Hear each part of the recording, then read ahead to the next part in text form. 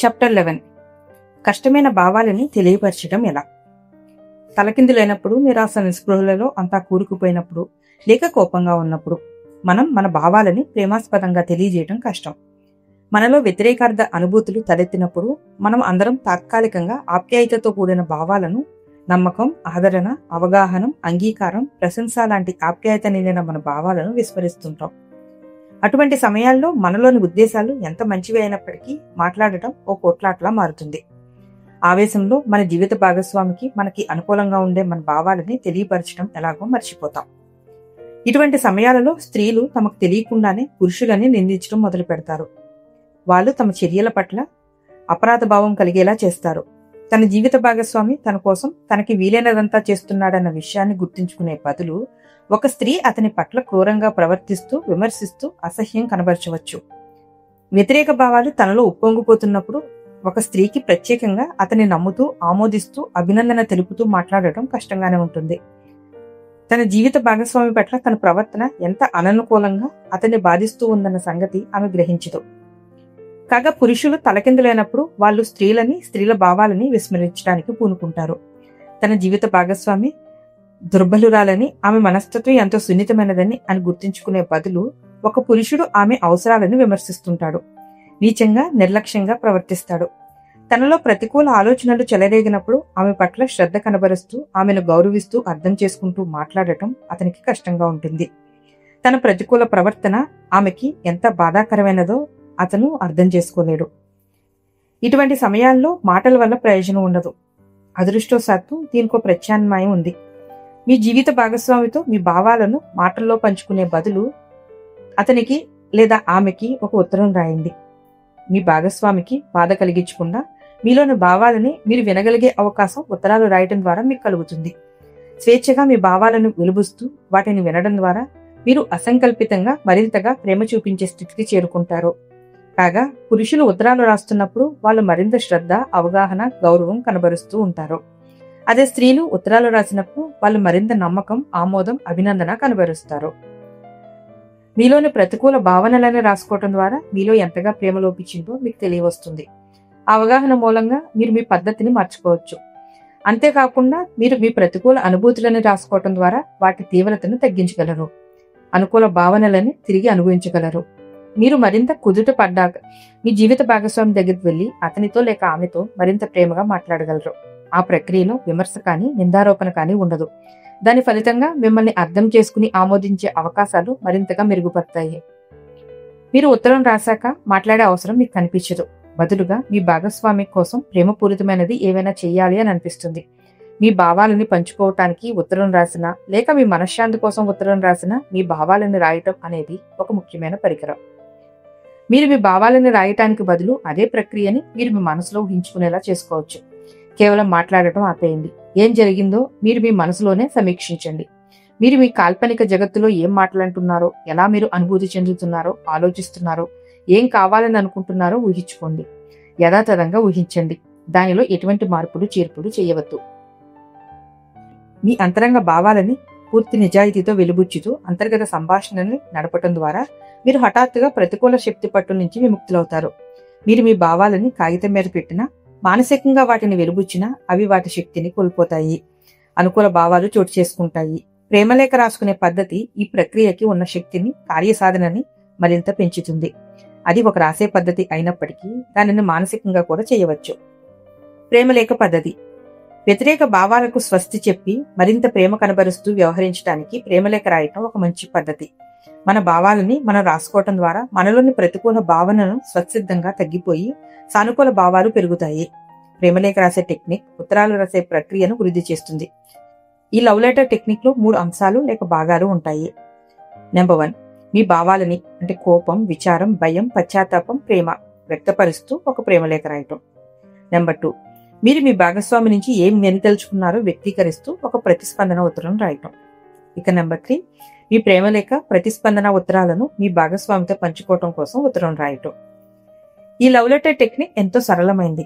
ఈ 3 అంశాలు మీరు పాటించవచ్చు, లేదా ఏదో ఒకటి కానీ వాటిలో రెండింటిని కానీ చేయవచ్చు. ఉదాహరణకి మీరు మొదటి మెట్టు, రెండవ మెట్టు అభ్యసించండి. మీరు మీ దృష్టిని కేంద్రీకరించగలుగుతారు, మరింతగా ప్రేమించగలుగుతారు.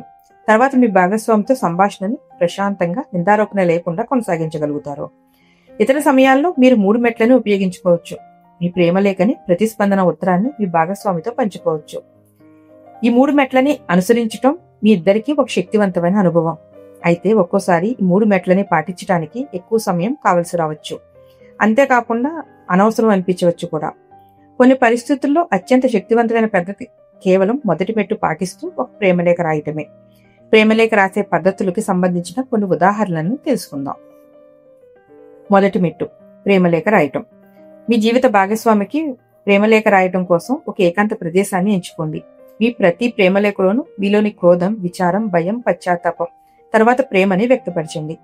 మీ భావాలను పూర్తిగా తెలియపరచడానికి, సంపూర్ణంగా అర్థం చేసుకోవటానికి ఈ పద్ధతి మీకు తోడ్పడుతుంది. భావాలని అన్నిటినీ మీరు అర్థం చేసుకోగలగటం వలన మీరు మీ జీవిత భాగస్వామికి మరింత ప్రేమతో వాటిని తెలియజేయగలిగే స్థితిలో ఉండగలుగుతారు. మనం నిరాశ చెందినప్పుడు సాధారణంగా ఎన్నో రకాల అనుభూతులు మనలో ఒకేసారి చోటు చేసుకుంటాయి. ఉదాహరణకి, మీ భాగస్వామి మీకు నిరాశ కలిగించినప్పుడు మీ భావాలని అతను అర్థం చేసుకోనందుకు మీకు అతని మీద కోపం కలగవచ్చు. తనని మెచ్చుకోనందుకు అతనికి ఆమెపై కోపం కలిగింది. అతను తన పనిలోనే పూర్తిగా కూరుకుపోయి ఉండటం ఆమెకి విచారం కలిగించింది. ఆమెకి తన పట్ల నమ్మకం లేదని అతనికి విచారం కలిగింది. ఆమె తనని ఎప్పటికీ క్షమించలేదని అతనికి భయం పట్టుకుంది. తాను అతని పట్ల కనబరుస్తున్న శ్రద్ధను అతను చూపించటం లేదని ఆమె భయపడుతుంది. మీరు మీ ప్రేమని రహస్యంగా ఆమె నుంచి దాచిపెడుతున్నారని ఆమె బాధపడుతుంది. కానీ అదే సమయంలో అతను లేక ఆమె మీ జీవిత భాగస్వామి అయినందుకు మీరు ప్రేమిస్తున్నారు. అతను లేక ఆమె ప్రేమను, ధ్యాసను కావాలనుకుంటున్నారు. మీ ప్రేమ భావనలను తెలుసుకోవటం కోసం అనేక సార్లు ముందు మనం మనలోని ప్రతికూల భావనలను అనుభూతి చెందాలి. ఈ 4 రకాల భావాలు అంటే కోపం, విచారం, భయం, పశ్చాత్తాపం వ్యక్తపరిచాక మనం మన ప్రేమ భావాలని సంపూర్ణంగా అనుభూతించి తెలియపరచగలం.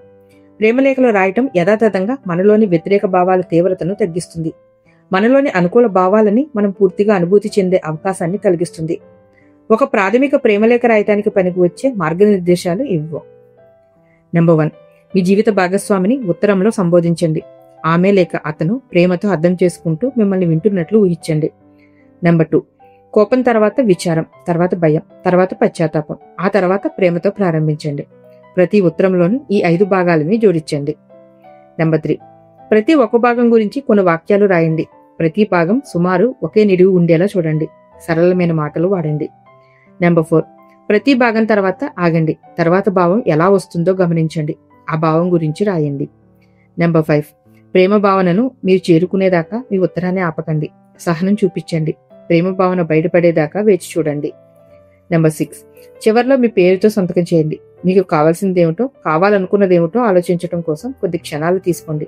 దానిని తాజా కలంగా రాయండి. మీరు ఉత్తరాలు రాసే పని సులభతరం చేసుకోవటానికి పుస్తకంలోని ఈ పేజీలను మీ సొంత ప్రేమలేఖలో రాయటానికి సహకారిగా పనికి వచ్చేందుకు జాగ్రత్త పరచుకోండి. 5 భాగాలలో ప్రతి ఒక్క భాగంలోనూ మీరు మీ భావాలను వ్యక్తపరిచేందుకు పనికి వచ్చే మార్గదర్శనం చేసే పద సముదాయాలు చేర్చబడ్డాయి. వీటిలో కొన్నిటిని గాని అన్నిటినీ గాని మీరు ఉపయోగించుకోవచ్చు. సాధారణంగా ఎంతో ప్రయోజనకరమైన మాటలు, నాకు కోపం వస్తుంది, నాకు బాధగా ఉంది, నాకు భయం వేస్తుంది, నేను విచారిస్తున్నాను, ఇంకా నేను నిన్ను ప్రేమిస్తున్నాను లాంటివి. అయితే మీ భావనలను వ్యక్తపరచడానికి మీకు సహాయపడే ఏ పదబంధమైనా పనికి వస్తుంది. ఒక ప్రేమలేఖను పూర్తి చేయడానికి సుమారు 20 నిమిషాలు పడుతుంది. ఒక ప్రేమలేఖ. ప్రియమైన, అక్కడ మీ భార్య లేదా భర్త పేరు, తేదీ. నా భావాలను నీతో పంచుకోవటానికి నేను ఈ ఉత్తరాన్ని రాస్తున్నాను. నెంబర్ 1, కోపం నిమిత్తం. అది నాకు నచ్చదు, నేను నిరాశ చెందుతున్నాను, నాకు కోపం వస్తుంది, ఎందుకంటే నాకు చిరాకు వేస్తుంది, నాకు కావాల్సింది ఏమిటంటే. ఇక నెంబర్ 2, విచారం నిమిత్తం. నాకు నిరుత్సాహం కలుగుతుంది, నాకు విచారం వేస్తుంది, కారణం నాకు ఎంతో బాధగా ఉంది, నేను కోరుకున్నాను, నాకు కావాలి. నెంబర్ 3, భయం నిమిత్తం. నాకు గాబరాగా ఉంది, నాకు భయం వేస్తుంది, నేను భయపడుతున్నాను, నాకు అక్కర్లేదు, నాకు అవసరం, నాకు కావాలి. పశ్చాత్తాపం వ్యక్తపరచడం కోసం. నాకు ఇబ్బందిగా ఉంది, నేను చింతిస్తున్నాను, నేను సిగ్గుపడుతున్నాను, నేను కావాలని అనుకోవటం లేదు, నాకు కావాలి. నెంబర్ 5, ప్రేమను తెలియపరిచేందుకు. నేను ప్రేమిస్తున్నాను, నాకు కావాలి, నాకు అర్థమైంది, నేను క్షమిస్తున్నాను, నేను అభినందిస్తున్నాను, అందుకు ధన్యవాదాలు తెలుపుతున్నాను, నాకు తెలుసు. ఈ నుంచి నేను వినాలనుకుంటున్న ప్రతిస్పందన. ఈ టెక్నిక్ ను మీరు అర్థం చేసుకోవటంలో మీకు సహాయపడే కొన్ని ప్రత్యేక పరిస్థితులు, కొన్ని ప్రేమలేఖలు నమూనాలు ఇవ్వు. మతిమరుపుకు సంబంధించిన ఒక ప్రేమలేఖ. అనుకున్న సమయానికన్నా ఎక్కువసేపు ట్యామ్ మధ్యాహ్నం కునుకు తీశాడు. తన కుమార్తె హేలీని పళ్ళ డాక్టర్ దగ్గరికి తీసుకెళ్లడం మర్చిపోయాడు. దానితో అతని భార్య సమంతకి కోపం ముంచుకొచ్చింది. ఆ కోపంలో ట్యామ్ పై దాడి చేసి నిరసన తెలియజేయటానికి బదులుగా ఆమె అతనికి ప్రేమలేఖ రాసింది. తర్వాత సమస్య మీద మరింత దృష్టి సారించి సరైన దారిలో ఆమె ట్యామ్ ని ఎదుర్కొంది. ఈ ఉత్తరాన్ని రాయడం మూలాన సమంతకి తన భర్తకి పెద్ద ఉపన్యాసం ఇవ్వాలని కానీ అతన్ని నిరాకరించాలని కానీ అనిపించలేదు. వాగ్వివాదం పెట్టుకోవటానికి బదులు వాళ్ళిద్దరూ ఆ సాయంత్రాన్ని హాయిగా గడిపారు. మరుసటి వారం హేలీని డెంటిస్ట్ దగ్గరకు తీసుకెళ్లడం ట్యామ్ మర్చిపోలేదు. సమంత రాసిన ప్రేమలేఖ ఇదిగో. డియర్ ట్యామ్, నెంబర్ 1 కోపం. నువ్వు మర్చిపోయినందుకు నాకెంతో కోపం వచ్చింది. నువ్వు అతిగా నిద్రపోయినందుకు కోపం కలిగింది. నువ్వు మధ్య మధ్య కునుకు తీస్తూ ప్రతిదీ మర్చిపోవడం చూస్తుంటే నాకు అసహ్యం వేస్తుంది. ప్రతిదానికి నేను బాధ్యత వహించడంతో అలసిపోతున్నాను. ప్రతిదీ నేనే చెయ్యాలని నువ్వు అనుకుంటావు. దీనితో నాకు విసిగేస్తుంది. నెంబర్ 2 విచారం. డాక్టర్తో అపాయింట్మెంట్ హేలీ మిస్ అయినందుకు నేను విచారిస్తున్నాను. నువ్వు ఈ విషయం మర్చిపోయినందుకు బాధపడుతున్నాను. ఇక నీ మీద నేను ఆధారపడలేనని అనిపిస్తున్నందుకు నాకు భయం వేస్తుంది. నువ్వు అంతగా అలసిపోతున్నందుకు విచారిస్తున్నాను. నా కోసం వెచ్చించడానికి నీకు సమయం లేదని తెలిసి చింతిస్తున్నాను. నన్ను చూడటానికి నీకు ఉత్సాహం కనబరచడం లేదని తెలిసి బాధపడుతున్నాను. నీ మతిమరుపు నాకు బాధ కలిగిస్తుంది. నా గురించి సమస్యలు పట్టించుకోవటం లేదని నాకు అనిపిస్తుంది. నెంబర్ 3 భయం. ప్రతిదీ నేను చేయవలసి వస్తుంది అని భయపడుతున్నాను. నిన్ను నమ్మాలంటే భయం వేస్తుంది. నన్ను నువ్వు ఏం పట్టించుకోవటం లేదని అనిపిస్తుంది. ఈసారి నేను బాధ్యతని తీసుకోవాలి. ప్రతిదీ నాకు చెయ్యాలని ఉండదు. నాకు నీ సాయం కావాలి. నీ అవసరం నాకుంది. నువ్వెన్నడూ బాధ్యత తీసుకోవేమోనని భయంగా ఉంది. ఎంతో కష్టపడుతున్నావు. నువ్వు జబ్బు పడతావేమోనని భయం వేస్తుంది. నెంబర్ 4 పశ్చాత్తాపం. అనుకున్న సమయాలకి నువ్వు చేరుకోకపోవడం నాకు ఇబ్బంది కలిగిస్తుంది. నువ్వు ఆలస్యం చేసినప్పుడల్లా నేను కలవరపడుతూ ఉంటాను. అతిగా నీ నుంచి ఆశిస్తున్నందుకు విచారిస్తున్నాను. మరింతగా నిన్ను అంగీకరించలేకపోతున్నందుకు బాధపడుతున్నాను. నిన్ను మరింతగా ప్రేమించలేకపోతున్నందుకు సిగ్గుపడుతున్నాను. నిన్ను తిరస్కరించాలని నేను అనుకోవటం లేదు. ఇక నెంబర్ 5 ప్రేమ. నేను నిన్ను ప్రేమిస్తున్నాను. నువ్వు అలసిపోయావని అర్థం చేసుకున్నాను. నువ్వు ఎంతో కష్టపడుతున్నావు నాకు తెలుసు. చేయగలిగిందంతా నువ్వు చేస్తున్నావని, నువ్వు మర్చిపోయినందుకు క్షమిస్తున్నాను. డాక్టర్తో మరో అపాయింట్మెంట్ తీసుకున్నందుకు ధన్యవాదాలు. హేలీని డెంటిస్ట్ దగ్గరికి తీసుకువెళ్లడానికి అంగీకరించినందుకు కృతజ్ఞతలు. నువ్వు నిజంగా నా పట్ల శ్రద్ధ చూపిస్తున్నావని నాకు తెలుసు. నా జీవితంలో నువ్వు నాకు తోడుగా ఉండటం నా అదృష్టంగా భావిస్తున్నాను. నీతో ఒక ప్రేమపూరితమైన సాయంత్రాన్ని గడపాలని కోరుకుంటున్నాను. ప్రేమతో సమంత. హేలీని వచ్చే వారం డెంటిస్ట్ దగ్గరికి తీసుకెళ్లే బాధ్యతను స్వీకరిస్తానని నువ్వు అనే మాట వినాలని ఉంది. తర్వాతి ప్రేమలేఖ ఉదాసీనతకు సంబంధించిన ప్రేమలేఖ. వ్యాపారం పని మీద జిమ్ మర్నాడు పొద్దున వెళ్తున్నాడు. అతని భార్య వర్జీనియా అతని సాన్నిహిత్యం కోసం ప్రయత్నించింది. తన పడక గదిలోకి మామిడి పండు తీసుకొచ్చి అతనికి ఇవ్వబోయింది. పక్క మీద పడుకుని పుస్తకం చదవటంలో నిమగ్నమై ఉన్న జిమ్ తనకి ఆకలిగా లేదని ముక్తసరి సమాధానం ఇచ్చాడు. తనను తిరస్కరిస్తున్నాడని బాధపడుతూ వర్జీనియా వెళ్లిపోయింది. లోలోన కోపం ఉప్పొంగింది. వెనక్కి వెళ్లి అతను తన పట్ల కనబరిచిన మొరటు ప్రవర్తనని నిందించడానికి బదులు ఒక ప్రేమలేఖ రాయడానికి పూనుకుంది. ఉత్తరం రాశాక వర్జీనియాకి అతని పట్ల మరింత ప్రేమ కలిగింది, క్షమించగలిగింది. పడక గదిలోకి వెనక్కి వెళ్లి, నువ్వు వెళ్లడానికి ముందు రోజు ఆఖరి రాత్రి ఇది. ఇద్దరం కలిసి ఈ ప్రత్యేక సమయాన్ని గడుపుతాం అని అంది. జిమ్ తన పుస్తకాన్ని పక్కన పెట్టేశాడు. ఆ సాయంత్రాన్ని ఎంతో ఆనందంగా ఆత్మీయంగా ఇద్దరు గడిపారు. ప్రేమలేఖ రాయటం వర్జీనియాకి శక్తినిచ్చింది. తన జీవిత భాగస్వామిని ప్రేమతో మరింతగా ప్రత్యక్షంగా ఆకర్షించే పట్టుదలని కలిగించింది. తను రాసిన ప్రేమలేఖను తన జీవిత భాగస్వామితో పంచుకోవాల్సిన అవసరం ఆమెకి కలగలేదు. ఇదిగో ఆమె ఉత్తరం. డియర్ జిమ్, నెంబర్ 1 కోపం. నువ్వు పుస్తకం చదవాలని అనుకుంటున్నావు. నువ్వు వెళ్లిపోవడానికి ముందు రోజు మనిద్దరం కలిసి గడుపుకోవడానికి ఉన్న సాయంత్రం ఇది. నేనెంతో నిరాశకు లోనవుతున్నాను. నువ్వు నన్ను అలక్ష్యం చేస్తున్నందుకు నాకు కోపం వస్తుంది. నువ్వు నాతో ఈ సమయం గడపడానికి ఇష్టపడటం లేదని నాకు నీ మీద కోపంగా ఉంది. ఎప్పుడూ నాకన్నా ఎక్కువ ముఖ్యమైనది ఏదో ఒకటి నీకు ఉంటూనే ఉంటుంది. నువ్వు నన్ను ప్రేమించాలని నేను కోరుకుంటున్నాను. నెంబర్ 2 విచారం. నువ్వు నాతో ఉండాలని అనుకోవటం లేదని నాకు విచారంగా ఉంది. నువ్వు ఎంతో కష్టపడుతున్నందుకు విచారం వేస్తుంది. నేను ఇక్కడ లేకపోయినా నువ్వు కనీసం గుర్తించుకోవని నాకు అనిపిస్తుంది. నీ పనుల్లో తలమునకలుగా ఉండిపోతావని నేను చింతిస్తున్నాను. నాతో మాట్లాడటం నీకు ఇష్టం లేదని తెలిసి బాధపడుతున్నాను. నా గురించి నువ్వు పట్టించుకోవటం లేదని నాకు బాధ కలుగుతుంది. ఎటువంటి ప్రత్యేకత నాలో నీకు కనిపించటం లేదా? నెంబర్ 3 భయం. నేనెందుకు నిస్పృహ చెందుతున్నాను? నువ్వు గ్రహించటం లేదని భయపడుతున్నాను.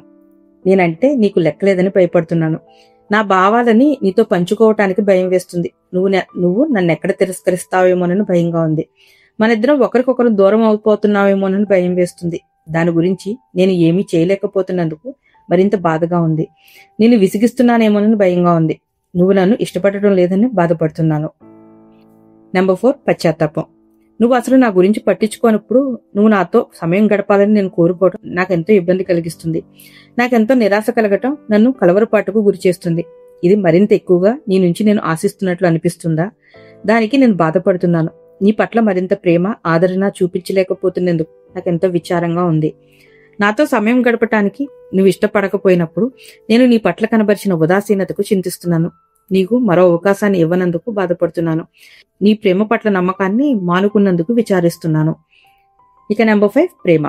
నేను నిన్ను ప్రేమిస్తూనే ఉన్నాను. అందుకే మామిడి పండు తెచ్చాను. నేను సంతృప్తి పరచడానికి ఏదైనా చెయ్యాలనుకున్నాను. నీతో ప్రత్యేకంగా సమయాన్ని గడపాలనుకున్నాను. ఇప్పటికీ కూడా నీతో ఒక సాయంత్రం కావాలని కోరుకుంటున్నాను. నువ్వు వెంటనే ప్రతిస్పందన కనబరిచినందుకు నిన్ను క్షమిస్తున్నాను. నువ్వు ఏదో చదువుతున్నావని గ్రహించాను. మనిద్దరం సన్నిహితంగా ప్రేమపూరితమైన సాయంత్రాన్ని గడుపుతాం. నేను నిన్ను ప్రేమిస్తున్నాను, వర్జీనియా. నేను వినాలి అనుకుంటున్న జవాబు, నేను నిన్ను ప్రేమిస్తున్నాను, వర్జీనియా. నేను కూడా నీతో ఒక సాయంత్రం ఆనందంగా గడపాలనుకుంటున్నాను. నిన్ను మిస్ అవుతున్నాను. నిరాశ నిస్పృహలకు సంబంధించిన ప్రేమలేఖ. జీన్ తన భర్త బిల్ కోసం ఒక సందేశం రాసిపెట్టింది. అతన్ని కొన్ని ముఖ్యమైన ఉత్తరాలని ఇంటికి తీసుకురమ్మని అంది. ఎందువలనో బిల్ కు ఆ మెసేజ్ అందనే లేదు. అతను ఖాళీ చేతులతో ఇంటికి వచ్చినందుకు ఆమె నిరాశ చెందింది. బిల్ చేసింది క్షమించరాని తప్పు కానప్పటికీ జీన్ తాను ఎంతగా బాధపడిందో చెబుతూ అతని మీద వాక్యాలు వర్షం కురిపించడంతో బిల్ తనను ఆమె నిందిస్తుందని, తనపై దాడి చేస్తుందని అనుకోవటం మొదలుపెట్టాడు. తనలోని నిరాశ నిస్పృహ భావాలని బిల్ వ్యక్తిగతంగా తీసుకుంటున్నాడని జీన్ అర్థం చేసుకోలేదు. అంతగా ఆమె తలకిందులైనందుకు బిల్ కోపంతో ఆమె మీద విరుచుకుని పడిపోయాడు. తన ఆత్మరక్షణ భావాలని ఆమె మీద కుమ్మరించి తమ ఆనందమైన సాయంత్రాన్ని నాశనం చేసే బదులు బిల్ ఒక 10 నిమిషాలు సమయం తీసుకుని ఒక ప్రేమలేఖ రాయాలని నిర్ణయించాడు. ఉత్తరం రాయటం పూర్తి చేశాక బిల్ వెనక్కి వెళ్లాడు. మరింత ప్రేమతో భార్యను దగ్గరికి తీసుకుని కౌగులించుకుని, నీకు నీ మెయిల్ అందచేయనందుకు విచారిస్తున్నాను. ఈ మెసేజ్ నాకు అంది ఉంటే బాగుండేది. అది సరే, నువ్వు నన్ను ఇంకా ప్రేమిస్తూనే ఉన్నావా అని అడిగాడు. జీన్ తన ప్రేమ కనబరుస్తూ అతన్ని ప్రశంసిస్తూ జవాబు చెప్పింది. ప్రచ్ఛన్న యుద్ధానికి బదులు వాళ్ళిద్దరూ ఆ సాయంత్రాన్ని అద్భుతంగా గడిపారు. బిల్ రాసిన ప్రేమలేఖ ఇదిగో. డియర్ జీన్, నెంబర్ 1, కోపం. నువ్వు అంతగా తలకిందులేనప్పుడు నా మీద నాకు అసహ్యం వేసింది. నువ్వు నన్ను నిందించినప్పుడు నాకు అసహ్యం వేసింది. నువ్వు సంతోషంగా లేనందుకు నాకు కోపంగా ఉంది. నన్ను చూడటం నీకు ఆనందాన్ని కలిగించటం లేదని నాకు కోపంగా ఉంది. నేను ఎంత చేసినా నీకు అది సరిపోదని నాకు అనిపిస్తుంది. నువ్వు నన్ను మెచ్చుకోవాలని, నన్ను చూసి సంతోషించాలని కోరుకుంటున్నాను. నెంబర్ 2, విచారం. నువ్వు నిస్పృహకు నిరాశకు లోనైనందుకు విచారిస్తున్నాను. నేను నీకు ఆనందాన్ని కలిగించటం లేదని చింతిస్తున్నాను. నువ్వు సంతోషంగా ఉండాలని కోరుకుంటున్నాను. మన ప్రేమ జీవితంలో పని ఎప్పుడూ అడ్డం పడుతూ ఉండటం నాకు విచారం కలిగిస్తుంది. మన జీవితాల్లో ఉన్న ఎన్నో అద్భుతమైన విషయాలని నువ్వు మెచ్చుకోవటం లేదని నేను బాధపడుతున్నాను.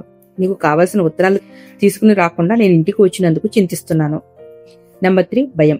నిన్ను ఆనందపరచలేకపోతున్నానని భయంగా ఉంది. సాయంత్రం అంతా నువ్వు సంతోషంగా ఉండవేమోనని భయపడుతున్నాను. నీతో ముఖాముఖి మాట్లాడాలన్నా, నీ సమీపంలో నిలబడాలన్నా ధైర్యం చాలటం లేదు. నేను నీకు తగనేమో అని భయపడుతున్నాను. నన్ను తప్పు పడతావేమోనని భయంగా ఉంది. నెంబర్ 4, పశ్చాత్తాపం. నేను ఇంటికి మెయిల్ తేనందుకు విచారిస్తున్నాను. నువ్వు ఆనందంగా లేవని బాధపడుతున్నాను. నీకు ఫోన్ చెయ్యాలని నాకు అనిపించినందుకు చింతిస్తున్నాను. నీకు బాధ కలిగించాలని నాకు లేదు. నన్ను చూసి నువ్వు సంతోషించాలని కోరుకుంటున్నాను. మాకు ఓ 4 రోజులు సెలవులున్నాయి. ఆ సమయాన్ని నీతో ప్రత్యేకంగా గడపాలని అనుకుంటున్నాను. ఇక నెంబర్ 5, ప్రేమ. నేను నిన్ను ప్రేమిస్తున్నాను. నువ్వు ఆనందంగా ఉండాలని ఆశిస్తున్నాను. నీకు కోపంగా ఉందని అర్థం చేసుకున్నాను. నువ్వు యథాస్థితికి రావటానికి కొంత సమయం పడుతుందని నాకు తెలుసు. నేను బాధపడాలని నువ్వు కోరుకోవడం లేదని నాకు తెలుసు. నీకు ఓ చిన్న కౌగులింత, కొంత సానుభూతి కావాలి. నేను విచారిస్తున్నాను. అప్పుడప్పుడు నాకేం చేయాలో తోచదు. నీ చేత తప్పు చేయిస్తున్నాను. నా భార్యగా ఉన్నందుకు నీకు ధన్యవాదాలు. నేను ఎంతగానో ప్రేమిస్తున్నాను. నువ్వు అత్యుత్తమరాలివి కానక్కర్లేదు. అత్యధికమైన ఆనందం చూపించనక్కర్లేదు. మెయిల్ విషయంలో నువ్వు బాధపడుతున్నావని అర్థం చేసుకున్నాను. నేను నిన్ను ప్రేమిస్తున్నాను, బిల్. నేను నీ నుంచి ఆశిస్తున్న జవాబు, నేను నిన్ను ప్రేమిస్తున్నాను, బిల్. నువ్వు నా కోసం ఎంత చేస్తున్నావో గుర్తించాను. నువ్వు నా భర్తగా ఉన్నందుకు ధన్యవాదాలు. 2వ మెట్టు, జవాబు రాయటం. ప్రేమలేఖ టెక్నిక్ లో జవాబు రాయటం 2వ మెట్టు.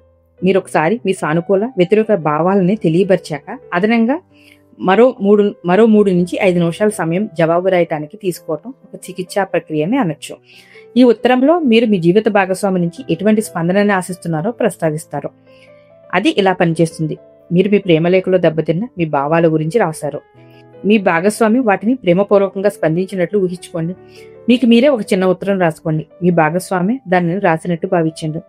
దానిలో మీరు మీ మనసుకి తగిన గాయాల గురించి రాసిన దానికి మీ భాగస్వామి ఎలా ప్రతిస్పందించాలని అనుకుంటున్నారో వాటిని అన్నిటినీ చేర్చండి. దిగువన ఇచ్చిన పదబంధాలు మీకు మార్గదర్శకాలుగా ఉపయోగపడవచ్చు. ధన్యవాదాలు మీరు చూపిన దానికి. అర్థం చేసుకోగలను. నేను విచారిస్తున్నాను. ఆ అర్హత నీకుంది. నాకు కావాలి. నేను ప్రేమిస్తున్నాను. అప్పుడప్పుడు ఒక జవాబు రాయటం ఒక ప్రేమలేఖ రాయటం కన్నా మరింత శక్తివంతంగా ఉంటుంది. నిజంగా మనం కావాలని కోరుకున్నది రాయటం మనకి అర్హత ఉన్న ఆసరాన్ని పొందే అవకాశాన్ని పెంచుతుంది. అంతేకాదు, మనం మన భాగస్వాములు ఆప్యాయతతో స్పందిస్తున్నారని ఊహించుకుంటున్నప్పుడు మనం వాళ్ళ పని చేయటాన్ని ఎంతో సులభతరం చేస్తున్నాం. కొంతమంది తమ ప్రతికూల భావాలని రాయటంలో సిద్ధహస్తులు, కానీ వాళ్ళు ప్రేమానుభూతులను తెలియపరచడానికి ఇబ్బంది పడుతూ ఉంటారు. తమ స్పందన తెలుపుతూ జవాబులు రాయటం వీళ్ళ విషయంలో ప్రత్యేకంగా ప్రాముఖ్యత కలిగి ఉంది. వాళ్ళు ప్రతిగా ఏం వినదలుచుకున్నారో దాన్ని అన్వేషించడానికి అది పనికి వస్తుంది. మీ భాగస్వామి తన ఆసరాన్ని మీకు అందించడానికి వచ్చేటప్పుడు మీరే విముఖత ప్రదర్శించవచ్చు. దానికి కూడా అర్థం చేసుకోవడానికి సిద్ధమవ్వండి. అటువంటి సమయాల్లో మీ భాగస్వామికి ఎంత కష్టంగా ఉంటుందో కదా అని మీకు తెలియవస్తుంది. మన భాగస్వామి అవసరాలను మనం తెలుసుకోవటం ఎలా? అప్పుడప్పుడు స్త్రీలు జవాబులు రాయటానికి అభ్యంతరం తెలుపుతూ ఉంటారు. తమ భాగస్వాములు తాము ఏం చెప్పదలుచుకున్నారో తెలుసుకోవాలని వాళ్ళు ఆశిస్తారు.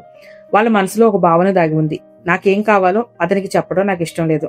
అతను నిజంగా నన్ను ప్రేమిస్తుంటే అతనికి అది తెలుస్తుంది అని అది అంటుంది.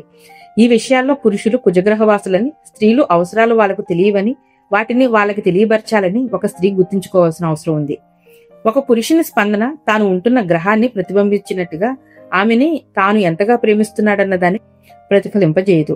అతనే ఒక శుక్రగ్రహవాసి అయి ఉంటే ఏం చెప్పాలో అతనికి తెలిసి ఉండేది. కానీ అతను వేరు. ఒక స్త్రీ భావాలకి ప్రతిస్పందన ఎలా కనబరచాలో పురుషులకి నిజంగా తెలియదు. చాలా వరకు మన సంస్కృతి స్త్రీల అవసరాల గురించి పురుషులకి ఏమీ బోధించదు. తన తల్లి నిరాశలో కూరుకుపోయినప్పుడు తన తండ్రి ప్రేమతో ఆమె ఓదార్చటాన్ని ఒక పురుషుడు కాని చూసి ఉంటే అప్పుడు ఏం చేయాలో అతనికి తెలిసి ఉండేది. అయితే ఇప్పుడున్న స్థితిలో అతనికి ఏం తెలియదు, ఎందుకంటే అతనికి ఎవరూ నేర్పలేదు. జవాబులు రాయటం అనేది స్త్రీల అవసరాలను పురుషులకు తెలియజెప్పే అత్యుత్తమమైన మార్గం. సావధానంగానైనా సరే అతను తప్పకుండా నేర్చుకుంటాడు. అప్పుడప్పుడు స్త్రీలు నేను వినాలనుకున్నది ఆయనతో చెప్తాను, ఆయన అదే విధంగా మాట్లాడతాడు, అయితే అవి పైపైన ఆయన అన్న మాటలా కావా అని నాకెలా తెలుస్తుంది, ఆయనకి నిజంగా ఆ ఉద్దేశం లేదేమో అని అడుగుతుంటారు. ఇది అంత ముఖ్యమైన ప్రశ్న కాదు. ఒక పురుషుడు ఒక స్త్రీని ప్రేమించకపోతే ఆమె అవసరాలను తీర్చడానికి అతను అసలు ప్రయత్నం చేయడు. ఆమె అడిగిన దానికి సమంగా అతను స్పందించడానికి ప్రయత్నిస్తే బహుశా అతను నిజంగా ఆమెను పట్టించుకుంటున్నాడని అనొచ్చు. అతని మాటల్లో పూర్తిగా అతని నిజాయితీ ధ్వనించకపోతే దానికి కారణం అతను ఏదో ఒక కొత్త విషయం నేర్చుకుంటూ ఉండవచ్చు. కొత్త రకంగా స్పందన తెలపడం నేర్చుకోవటం ఇబ్బందికరమే. అది బలహీనంగా అతనికి అనిపించవచ్చు. ఇది ఒక క్లిష్ట సమయం. అతనికి ప్రశంస, ప్రోత్సాహం ఎంతో అవసరం. అతను సరైన దారిలోనే ఉన్నట్లు నమ్మకం కలగాలి. అటువంటి ఫీడ్బ్యాక్ అతనికి అందాలి. ఆమెను ఆదుకోవాలని అతను చేస్తున్న ప్రయత్నాలలో నిజాయితీ లోపిస్తే దానికి కారణం తాను చేస్తున్న పనులు ప్రయోజనకరంగా లేవని అతను అనుమానించటం. ఒక స్త్రీ అతనిని ప్రయత్నాన్ని మెచ్చుకుంటే ఆ తరువాత అతనిలో భద్రతాభావం చోటు చేసుకుంటుంది. మరింత నిజాయితీని చూపించగలడు. పురుషులు తెలివి తక్కువ వారు కాదు. ఒక స్త్రీ తన పట్ల శ్రద్ధ చూపుతుందని పురుషుడు భావించినప్పుడు అతను సరిగ్గా స్పందించగలడు. సానుకూలమైన మార్పుని తేగలడు. అయితే దానికి కొంత సమయం పడుతుంది. స్పందన తెలుపుతూ రాసే ఉత్తరాల నుంచి స్త్రీలు కూడా పురుషుల గురించి ఎంతో నేర్చుకోగలుగుతారు. వాళ్ళ అవసరాలు ఏమిటో గ్రహించగలుగుతారు. తన పట్ల ఒక పురుషుడు ప్రవర్తించే తీరు సాధారణంగా ఒక స్త్రీని అయోమయానికి గురి చేస్తూ ఉంటుంది. అతనికి ఆసరాగా ఉందామని ఆమె చేసే ప్రయత్నాలని అతను ఎందుకు నిరాకరిస్తున్నాడన్న విషయం ఆమెకి అర్థం కాదు. అతని అవసరాలని ఆమె తప్పుగా అర్థం చేసుకుంటుంది. అప్పుడప్పుడు ఆమె అడ్డుకుంటూ ఉంటుంది, ఎందుకంటే అతను తనని లొంగిపోమంటున్నాడని ఆమె భావిస్తుంది. అయితే అనేక విషయాల్లో నిజానికి అతను ఆమె తనని నమ్మాలని, మెచ్చుకోవాలని, ఆమోదించాలని కోరుకుంటాడు. మద్దతు తీసుకోవటం కోసం మనం మన భాగస్వాములకి మనకి కావాల్సిందేమిటో బోధించటమే కాకుండా మద్దతు స్వీకరించడానికి మన అంగీకారం కూడా తెలియపరచాలి. స్పందన తెలియజేసే లేఖలు ఒక వ్యక్తి తాను మద్దతును స్వీకరించడానికి సముఖంగా ఉన్నట్లు స్పష్టం చేస్తాయి. మనసుకి గాయమైనప్పుడు భావాలని మీరేం చెప్పినా నా మనసు మార్చలేరు లాంటి ధోరణి ప్రదర్శిస్తూ పంచుకోవటం సరైన ఫలితం సాధించదు. సరికదా, మీ భాగస్వామికి మరింత బాధ కలుగజేస్తుంది. అటువంటి సమయాల్లో మాట్లాడకపోవటమే మంచిది. ఇదిగో ఒక ప్రేమలేఖకి దాన్ని స్పందించి ఇచ్చిన జవాబుకి ఉదాహరణ. స్పందనని ఇంకా తాజా కాలం కిందే ఉంచడాన్ని గమనించండి. కానీ గతంలో ఉదహరించిన వాటికన్నా ఇది మరింత వివరంగా ఉంది. నిడివి కూడా ఎక్కువ. అతని ప్రతిఘటనకి సంబంధించిన ఒక ప్రేమలేఖ. స్పందన తెలిపే జవాబు. తెరిసా తన భర్త పాల్ సాయం కోరినప్పుడు అతను ఆమెను ప్రతిఘటిస్తాడు. ఆమె కోరికలు తనను భారంగా పరిణమించాయని భావిస్తాడు. డియర్ పాల్, నంబర్ 1 కోపం. మీరు ప్రతిఘటిస్తున్నందుకు నాకు కోపంగా ఉంది. మీరు నాకు సాయపడటానికి ముందుకు రానందుకు కోపంగా ఉంది. ఎప్పుడు నేనే అడగవలసి వస్తుందని కోపంగా ఉంది. మీకోసం నేను ఎంతో చేస్తున్నాను. నాకు మీ సాయం కావాలి. నెంబర్ 2 విచారం. నాకు సాయపడటం మీకు ఇష్టం లేనందుకు చింతిస్తున్నాను. నేను ఒంటరినైపోయానన్న భావన నాకు దుఃఖం కలిగిస్తుంది. మనిద్దరం కలిసి ఎన్నో పనులు చేయాలని అనుకున్నాను. మీరు నా దగ్గర లేకపోవడం నాకు బాధ కలిగిస్తుంది. మీ సాయం కోరటానికి భయపడుతున్నాను. మీరు కోపగిస్తారని భయపడుతున్నాను. మీరు ఎక్కడ కాదంటారని భయం వేస్తుంది. అది నన్ను బాధిస్తుంది. నెంబర్ 4 పశ్చాత్తాపం. మిమ్మల్ని అంతగా అసహించుకున్నందుకు పశ్చాత్తాపం చెందుతున్నాను. మిమ్మల్ని సతాయించి నిందించినందుకు విచారిస్తున్నాను. మిమ్మల్ని మెచ్చుకోవటం మానేసినందుకు విచారిస్తున్నాను. మీకోసం ఎంతో చేస్తూ మీరు కూడా నా కోసం ఎంతో చేయాలని మీ నుంచి ఆశిస్తున్నందుకు విచారిస్తున్నాను. నెంబర్ 5 ప్రేమ. మిమ్మల్ని నేను ప్రేమిస్తున్నాను. మీకు చేతనైనంత బాగా చేస్తున్నారని అర్థం చేసుకున్నాను. మీరు నిజంగా నా పట్ల శ్రద్ధ చూపిస్తున్నారని నాకు తెలుసు. మరింత ప్రేమపూరితమైన రీతిలో మిమ్మల్ని అడుగుతాను. మన పిల్లలని ఒక తండ్రిగా మీరెంతో ప్రేమిస్తున్నారు. మిమ్మల్ని ప్రేమిస్తున్నాను. తెరిసా. నేను మీ నుంచి ఆశించే జవాబు ఇదే. డియర్ తెరిసా, నన్ను అంతగా ప్రేమిస్తున్నందుకు ధన్యవాదాలు. నీ భావాన్ని నాతో పంచుకున్నందుకు థ్యాంక్స్. నీ కోరికలు ఎంతో బలవంత పెడుతున్నట్లు నేను ప్రవర్తించడం నీకు బాధ కలిగించిందని అర్థం చేసుకున్నాను. నేను నిరోధించినప్పుడల్లా అది నిన్ను గాయపరుస్తుందని నాకు అర్థమైంది. నా మద్దతు పొందే అర్హత నీకుంది. నీకు మరింతగా సాయపడాలని నేను అనుకుంటున్నాను. నిజంగా నిన్ను ప్రేమిస్తున్నాను. నువ్వు నా భార్యవే అయినందుకు నాకెంతో ఆనందంగా ఉంది. నిన్ను నేను ప్రేమిస్తున్నాను. పాల్. 3వ మెట్టు మీ ప్రేమలేఖను జవాబుని పంచుకోవటం. దిగువనిచ్చిన కారణాల వలన మీ ఉత్తరాలను పంచుకోవటం ముఖ్యమవుతుంది. 1 మీ జీవిత భాగస్వామి మీకు ఆసరా అందించేందుకు ఒక అవకాశాన్ని కలుగజేస్తుంది. మీకు అవసరమైన అవగాహన కలిగేలా చేస్తుంది. మీ భాగస్వామికి అవసరమైన ఫీడ్బ్యాక్ ని ప్రేమాస్పదం, గౌరవప్రదం అయిన మార్గంలో అందజేస్తుంది. మీ అనుబంధంలో మార్పుకి ప్రేరేపిస్తుంది. సాన్నిహిత్యాన్ని, ఉద్వేగాన్ని సృష్టిస్తుంది. మీకు ఏది ముఖ్యమో, మిమ్మల్ని ఎంత బాగా ఆదుకోవచ్చో మీ భాగస్వామికి తెలియజేస్తుంది. ఇరువురి మధ్య అపార్థాలతో మాటలు ఆగిపోయినప్పుడు దంపతులు మళ్ళీ మాట్లాడుకోవటంలో తోడ్పడుతుంది.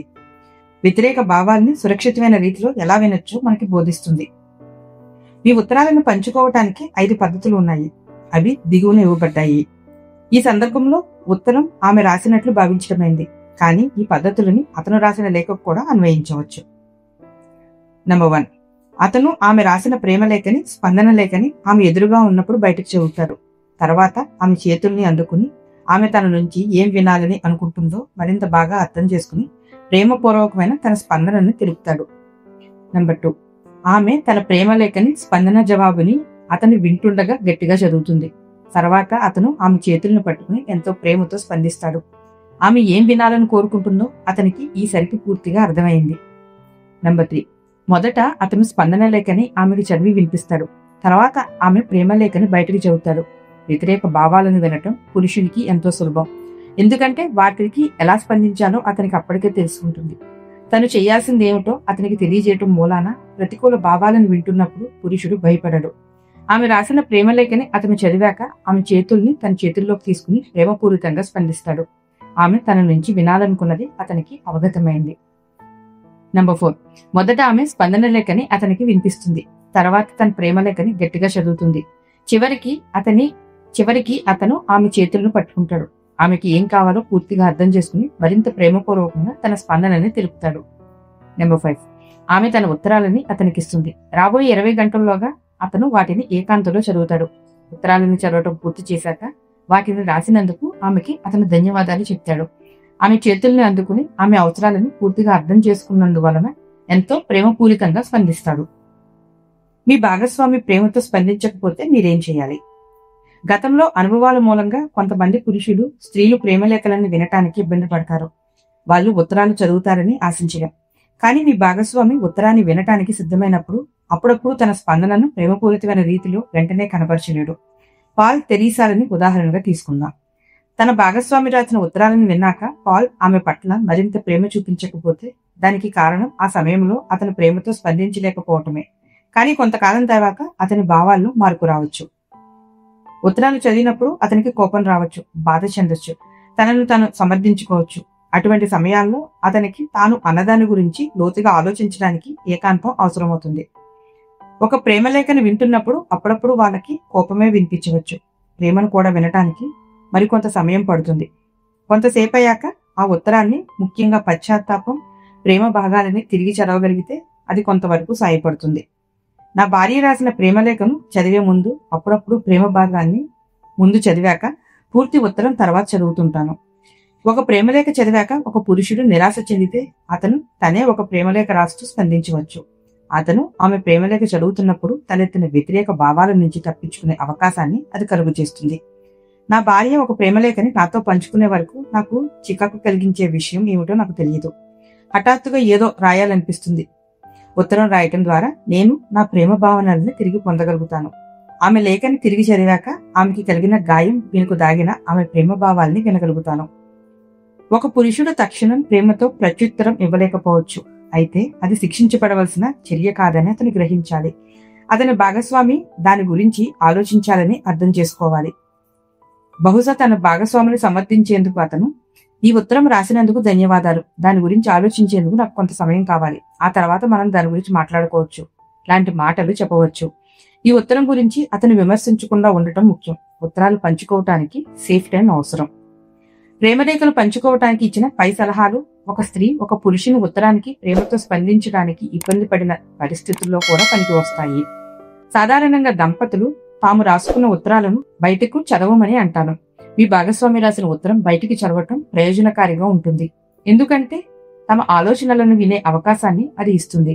2 విధానాలని ప్రయత్నించి చూడండి. మీకు ఏది పనికి వస్తుందో దాన్ని ఎంపిక చేసుకోండి. ప్రేమలేఖల వలన ప్రమాదం లేకుండా ఉండేలా చేయటం ఎలా? ప్రేమలేఖలు ఇచ్చిపుచ్చుకోవటంలో ఒక ప్రమాదం లేకపోలేదు. తన మనసులోని నిజమైన భావాలని ఉత్తరాల్లో రాసుకునే వ్యక్తి తాను తన భాగస్వామి దాడికి అనువుగా మారుతున్నట్లు అనిపిస్తుంది. తన భాగస్వామి తనను తృణీకరించినప్పుడు అది ఆ వ్యక్తికి బాధాకరంగా ఉంటుంది. ఉత్తరం రాయటంలో ఉద్దేశం భావాలని విడమర్చి చెప్పుకోవటం ద్వారా ఇద్దరు భాగస్వాములని దగ్గరికి తీసుకురావటం. ప్రేమలేఖని అందుకున్న వ్యక్తి ముఖ్యంగా లేఖని మాట తీరుని గౌరవించాలి. నిజమైన సగౌరవమైన సమర్థనని ఇవ్వలేని పక్షంలో వినడానికి సిద్ధపడనంత వరకు వాళ్ళు వినడానికి అంగీకరించకూడదు. సరైన సంకల్పంతో ఉత్తరాలు ఇచ్చిపుచ్చుకోవాలి. దిగువన 2 రకాల భావ ప్రకటనలు ఇవ్వబడ్డాయి. వాటి స్ఫూర్తితో ఉత్తరాలని పంచుకోవాలి. ప్రేమలేఖని రాయటం, దాన్ని పంచుకోవటానికి సంబంధించిన భావ ప్రకటన. నేను ఈ ఉత్తరాన్ని నాలోని సానుకూల భావాలను తెలుసుకోవటం కోసం, ప్రేమను పొందే అర్హత ఉన్న నీకు దానిని ఇవ్వటం కోసం రాశాను. ఈ ప్రక్రియలో భాగంగా నేను నాలోని ప్రతికూల భావాలను నీతో పంచుకుంటున్నాను. అవే నీ నుంచి నన్ను దూరం చేస్తున్నాయి. నువ్వు నన్ను అర్థం చేసుకున్నప్పుడు నేను నాలోని వ్యతిరేక భావాలని వదులుచుకోగలను. నువ్వు నన్ను నిజంగా పట్టించుకుంటున్నావని, నా అనుభూతుల పట్ల సరైన స్పందన కనబరుస్తున్నావని నమ్మకం ఉంది. నా మాటలు వినడానికి, నన్ను సమర్థించడానికి ఒప్పుకున్నందుకు అభినందిస్తున్నాను.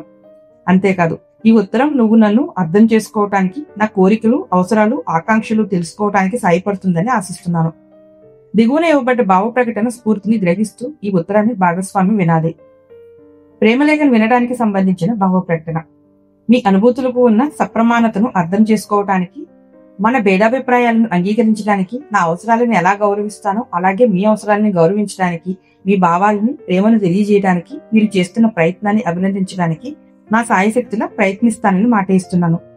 మీరు చెప్పేది వింటాను, మీకు అడ్డు చెప్పను. మీ అనుభూతుల్ని కాదనను. మిమ్మల్ని స్వీకరిస్తానని, మిమ్మల్ని మార్చడానికి ప్రయత్నించనని వాగ్దానం చేస్తున్నాను.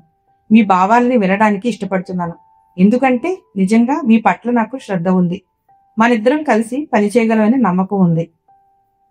ప్రేమలేఖలను రాసే ప్రక్రియని అభ్యాసం చేస్తున్న మొదట్లో మీరు పైన చెప్పిన ప్రకటనలని బిగ్గరగా చదివితే అది మీకు ఉపయోగకరంగా ఉంటుంది. మీ జీవిత భాగస్వామి మనోభావాలని గౌరవించడం మర్చిపోకుండా, ప్రేమతో అపార్థాలకు దారితీయకుండా ప్రత్యుత్తరం ఇవ్వటానికి ఆ 2 ప్రకటనలు దోహదం చేస్తాయి. చిన్న చిన్న ప్రేమలేఖలు. మీ మనసు బాగోలేనప్పుడు ఒక ప్రేమలేఖ రాయటానికి 20 నిమిషాల సమయం మీకు లేనప్పుడు ఒక చిన్న ప్రేమలేఖ రాయటానికి ప్రయత్నించండి. అది రాయటానికి కేవలం 3 నుంచి 5 నిమిషాలు టైం పడుతుంది. నిజంగా మీకు అది సాయపడుతుంది. ఇవిగో కొన్ని ఉదాహరణలు. డియర్ మ్యాక్స్, మీరు ఆలస్యంగా వచ్చినందుకు నాకెంతో కోపంగా ఉంది. నన్ను మీరు మర్చిపోయినందుకు నాకెంతో బాధగా ఉంది. మీరు నన్ను నిజంగా పట్టించుకోవటం లేదేమోనని భయపడుతున్నాను. నేను మిమ్మల్ని క్షమించినందుకు బాధపడుతున్నాను. ఆలస్యంగా వచ్చినందుకు మిమ్మల్ని క్షమిస్తున్నాను. నేను మిమ్మల్ని ప్రేమిస్తున్నాను. మీరు నన్ను నిజంగా ప్రేమిస్తారని నాకు తెలుసు. అందుకు మీకు నా ధన్యవాదాలు. ప్రేమతో సండే. డియర్ హెన్రీ, మీరు అంతగా అలసిపోయినందుకు నాకు కోపంగా ఉంది. టీవీ చూస్తూ కూర్చుంటారని కోపంగా ఉంది. నాతో మాట్లాడటం మీకు ఇష్టం లేనందుకు విచారిస్తున్నాను. మన మధ్య దూరం పెరుగుతుందని భయపడుతున్నాను. మీకు కోపం తెప్పిస్తున్నానేమోనని భయంగా ఉంది. రాత్రి భోజనాల దగ్గర మీ మాటను తిరస్కరించినందుకు విచారిస్తున్నాను. మన సమస్యలన్నిటికీ కారణం మీరే నిందించినందుకు విచారిస్తున్నాను. మీ ప్రేమను మిస్ అవుతున్నాను. ఇవాళ రాత్రి కానీ తర్వాత ఎప్పుడైనా కానీ నా జీవితంలో ఏం జరుగుతున్నది మీతో పంచుకోవటానికి మీరు నాకు గంట కేటాయించగలరా? ప్రేమతో లెస్లీ. డియర్ లెస్లీ, నీ భావాలను నాకు రాసినందుకు ధన్యవాదాలు. నువ్వు నన్ను మిస్ అవుతున్నావని అర్థం చేసుకున్నాను. ఇవాళ రాత్రి 8-9 మధ్య మనం కలుసుకుందాం. ప్రేమతో హెన్రీ. ప్రేమ లేఖలు ఎప్పుడు రాయాలి?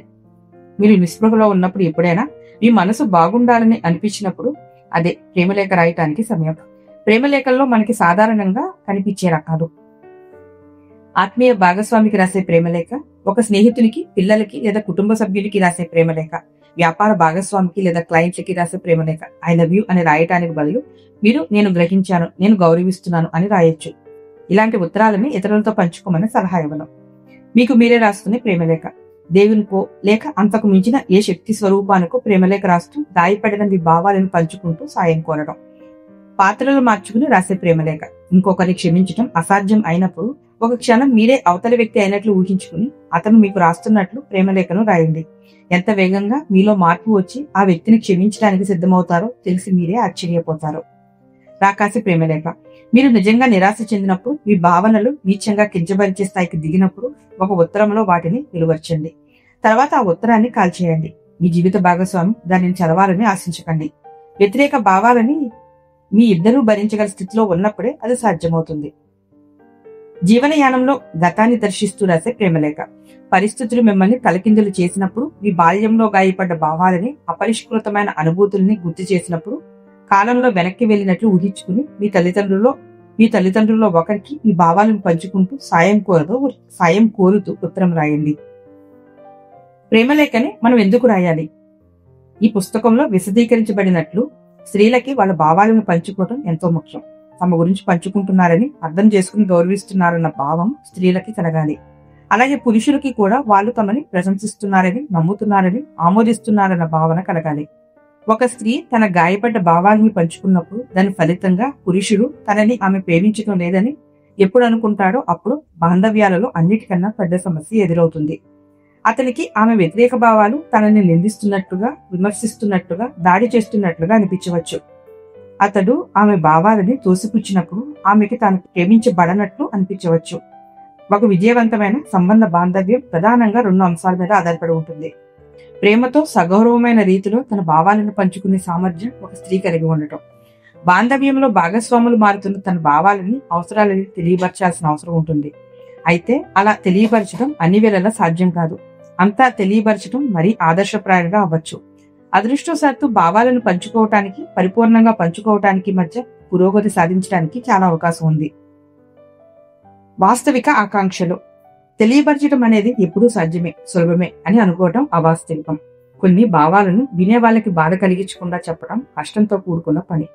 అద్భుతమైన ప్రేమ సంబంధాలు ఉన్న దంపతులకి కూడా తమ ఇద్దరికీ అనువుగా ఉండే విధంగా ఒక విషయం చెప్పడం వీలు కాదు. ఇతరుల దృక్కోణాన్ని అర్థం చేసుకోవటం నిజంగా సాధ్యం కాదు. ముఖ్యంగా అతను లేదా ఆమె వినాలని కోరుకుంటున్నది మీరు చెప్పలేని పరిస్థితుల్లో, అలాగే మీ భావాలే గాయపడినప్పుడు మీ భాగస్వామిని గౌరవించడం వీలవదు. కొందరు దంపతులు భావనల్ని ప్రేమపూరితంగా తెలియపరచలేకపోయినా తమ అసమర్థతని తాము ఒకరినొకరు సంపూర్ణంగా ప్రేమించలేకపోతున్నామని పొరపాటుగా అర్థం చేసుకుంటారు. ఇరువురి మధ్య ప్రేమ ఉండటం ముఖ్యమే, అవసరమే. కానీ తెలియపరిచే సామర్థ్యం కలిగి ఉండటం ఒక ముఖ్యమైన అంశమే. అయితే అదృష్టవశాత్తు అది నేర్చుకోగల సామర్థ్యమే. వ్యక్తీకరణ సామర్థ్యాన్ని మనం ఎలా నేర్చుకుంటాం? ఒకరినొకరు నిజాయితీగా ప్రేమిస్తూ, గౌరవిస్తూ ఉన్న కుటుంబాలలో మనం పుట్టి పెరిగితే విజయవంతమైన వ్యక్తీకరణ కళ దానంతటా అదే పట్టుబడుతుంది. అయితే మునుపటి తరాల్లో విజయవంతమైన భావ వ్యక్తీకరణ అంటే వ్యతిరేక భావాలను విడిచిపెట్టడమని అనుకునేవారు. తరచూ ప్రతికూల భావాలు కలిగి ఉండటం ఒక సిగ్గుపడాల్సిన జబ్బుగా పరిగణించేవారు. సభ్యత అంతగా తెలియని కుటుంబాల్లో ప్రేమాస్పదమైన భావ ప్రకటనలో భాగంగా కొట్టడం, తిట్టడం, అరవటం ద్వారా వ్యతిరేక భావాలని హేతుబద్ధంగా చేసే ప్రయత్నం ఉంటుంది. అదంతా పిల్లల్ని సన్మార్గంలో పెట్టడానికి సహాయపడే ప్రయత్నమే. ప్రతికూల భావాలని అణిచిపెట్టకుండా తమ తల్లిదండ్రులు తమ సంభాషణను ప్రేమపూర్వకంగా నడిపి ఉంటే వారి పిల్లలుగా మనం మనలోని వ్యతిరేక భావాలను, స్పందనలను సురక్షితంగా తెలుసుకుని విశ్లేషించుకుని ఉండేవారం. సానుకూలమైన రోల్ మోడల్స్ ద్వారా మనం వ్యక్తీకరణను విజయవంతంగా ఎలా చేయాలో నేర్చుకునేవాళ్ళం. ముఖ్యంగా జటిలమైన భావాలని తెలియపరచడం ఎలాగో గ్రహించేవాళ్ళం. 18 సంవత్సరాల పాటు తప్పొప్పులతో మన భావాలని తెలియపరిచిన ప్రయత్నాలకి ప్రతిఫలంగా మనం సక్రమంగా, సగౌరవంగా భావ వ్యక్తీకరణ చేయగలిగే స్థాయికి చేరుకోగలిగేవారం. ఇది మనకి సాధ్యమయ్యే పక్షంలో ప్రేమలేఖలు రాసే ప్రక్రియని మనం నేర్చుకునే అవసరం కలిగేది కాదు. మన గతం మరోలా ఉంటే మనం మన తల్లి తన నిరాశ నిస్పృహలను చెబుతున్నప్పుడు మన తండ్రి ప్రేమతో వింటుంటాడని గమనించి ఉండేవాళ్ళం. ప్రతిరోజు అమ్మకి ప్రియమైన భర్త నుంచి ఆశిస్తున్న ప్రేమ శ్రద్ధాశక్తుల్ని నాన్న కనబరుస్తూ ఉండడాన్ని ఊహించేవాళ్ళం. అమ్మ ఎంతో నమ్మకంతో నాన్నతో తన భావాల్ని ధైర్యంగా పంచుకోవడాన్ని చూసేవాళ్ళం. అతన్ని ఆమె నిందించకపోవటం, తిరస్కరించకపోవటం గుర్తించేవాళ్ళం. అపనమ్మకంతో, భావావేశంతో, చిన్న చూపుతో, ఉదాసీనతతో, ఇంకొకరిని తృణీకరించకుండానే ఒక వ్యక్తి మనసు గాయంతో విరవల్లాడ్డాన్ని గ్రహించేవాళ్ళం. 18 ఏళ్ల పాటు జరిగే మన ఎదుగుదలలో క్రమేపీ మనం నడవటంలోనూ లేదా లెక్కలు చేయటంలోనూ సంపూర్ణత సాధించినట్లు మన భావోద్వేగాల మీద విజయం సాధించేవాళ్ళం. నడవటం, గెంతటం, పాడటం, చదవటం లేదా మన ఆర్థిక విషయాల్లో సమతౌల్యత సాధించడం లాంటి విషయాల్లాగే భావ వ్యక్తీకరణ కూడా ఒక నేర్చుకోదగిన ప్రావీణ్యమే. అయితే మనలో చాలా మందికి అది పట్టుబడదు. బదులుగా 18 ఏళ్ల పాటు మనం కమ్యూనికేషన్ స్కిల్స్, భావ వ్యక్తీకరణ నైపుణ్యాలు నేర్చుకుంటూనే ఉంటాం. మన భావాలని తెలియపరిచే విద్య మనకు లోపించడం మూలాన మనలో వ్యతిరేక భావాలు చోటు చేసుకుంటున్నప్పుడు మన భాగస్వామితో ఆప్యాయంగా, ప్రేమపూర్వకంగా సంభాషించడం కష్టమవుతుంది.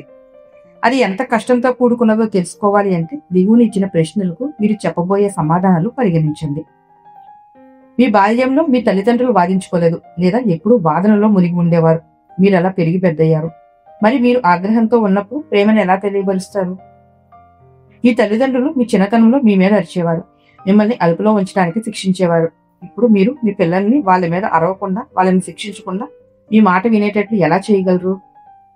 మీ బాల్యంలో మిమ్మల్ని తరచూ ఎవరూ పట్టించుకోలేదు, నిరుత్సాహానికి గురయ్యారు. అలా పెరిగిన మీరు మిమ్మల్ని మరింత సమర్థించమని ఎలా కోరగలరు? ఎక్కడ తిరస్కరించబడతారో అని భయపడుతూ ఉన్న మీరు మనసు విప్పి మీ భావాలను ఇతరులతో ఎలా పంచుకోగలరు? మీ భావన నేను అసహించుకుంటున్నాను అని అంటున్నప్పుడు మీరు మీ జీవిత భాగస్వామితో ఎలా మాట్లాడగలరు? తప్పులు చేసినందుకు బాల్యంలో శిక్షించబడ్డ మీరు ఐఎమ్ సారీ అని ఎలా చెప్పగలరు? శిక్షకి, తిరస్కృతికి మీరు భయపడేటప్పుడు మీరు మీ తప్పుల్ని ఎలా ఒప్పుకోగలరు? బాల్యంలో మీరు బాధపడినప్పుడు, ఏడ్చినప్పుడు మిమ్మల్ని జడ్జ్ చేశారు, మిమ్మల్ని మళ్ళీ మళ్ళీ తృణీకరించారు. మీరు మీ భావాల్ని ఎలా చూపించగలరు? మరికొంత కావాలని మీరు చిన్నతనంలో మారం చేసినప్పుడు దానికి తరచూ తప్పు అని మీరు అర్థం చేసుకునేలా మీ తల్లిదండ్రులు ప్రవర్తించారు. మరి మీరు ఇప్పుడు మీకు కావాల్సింది అడగగలరా? మీ చిన్నతనంలో మీరు ఎలా ఉన్నారు, మిమ్మల్ని ఏది బాధిస్తుంది అని అడిగే సమయం, ఓర్పు మీ తల్లిదండ్రులకు లేవు. అటువంటి పరిస్థితుల్లో పెరిగిన మీరు మీ భావాల్ని ఎలా తెలుసుకుంటారు? ప్రేమను పొందటానికి పరిపూర్ణ వ్యక్తిత్వం కలిగి ఉండాలని మీరు మీ బాల్యంలో అనుకున్నారు. మరి ఇప్పుడు మీ తల్లిదండ్రుల్లోని లోటుపాట్లను ఎలా అంగీకరించగలరు? మీ కష్టాలని ఎవరు విననప్పుడు మీరు మీ భాగస్వామి బాధాపూరితమైన భావాలని ఎలా వినగలరు? మిమ్మల్ని ఎవరు క్షమించినప్పుడు మీరెలా క్షమించగలరు? పిల్లాడిగా ఉన్నప్పుడు మీతో ఏడవవద్దు లేదా నీకు బుద్ధి ఎప్పుడు వస్తుంది లేదా కేవలం పసిపాపలు ఏడుస్తారు అని మళ్ళీ మళ్ళీ అన్నప్పుడు మీకు దుఃఖం ఎలా కలుగుతుంది? మీ బాధని ఎలా ఓర్చుకోగలరు? మీ బాల్యంలో మీ అమ్మ బాధకు మీరే బాధ్యులు అనే భావం మీలో నాటారు. చాలా కాలం తర్వాత అది నిజం కాదని మీకు తెలిసి వచ్చింది. మరి మీ జీవిత భాగస్వామి నిరాశ నిస్పృహల గురించి ఎలా వినగలరు? మీ బాల్యంలో మీ అమ్మ కాని నాన్న కాని తమ వైఫల్యాలని కప్పిపుచ్చుకోవటం కోసం మీ మీద కేకలు వేసి ఉంటే ఇప్పుడు మీరు మీ భాగస్వామి చూపించే కోపాన్ని ఎలా భరిస్తారు? అమాయకంగా మొదట్లో మీరు నమ్మిన కొందరు మిమ్మల్ని ఏదో విధంగా మోసం చేసినప్పుడు మీరు మీ భాగస్వామి ముందు మనసు విప్పి నమ్మకంగా ఎలా ఉండగలరు?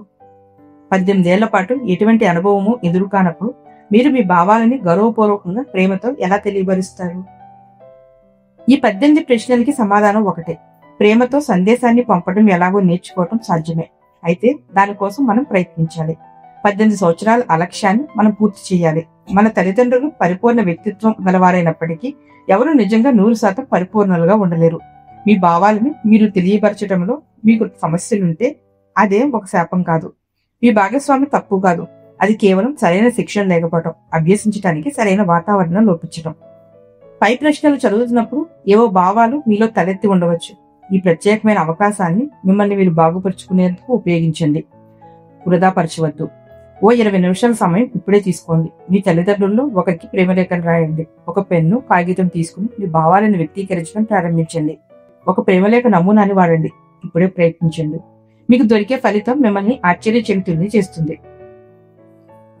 పూర్తి నిజాన్ని తెలియజెప్పటం. ప్రేమలేఖలు ప్రయోజనాన్ని నెరవేరుస్తుంటాయి. ఎందుకంటే అవి మీకు పూర్తి నిజం గ్రహించడానికి సాయపడతాయి. కేవలం మీ భావనలోని ఒక భాగాన్ని పరిశోధించడం కావాలనుకున్న మార్పు తీసుకురాదు. ఉదాహరణకి కోపాన్ని మీరు అనుభూతి చెందడం మీకు ఏమాత్రం సాయపడదు. మీకు మరి కొంచెం కోపాన్ని తెప్పిస్తుంది అంతే. మీరు మీ కోపం గురించి ఆలోచించిన కొద్దీ మీరు మరింత చికాకుకు గురవుతారు.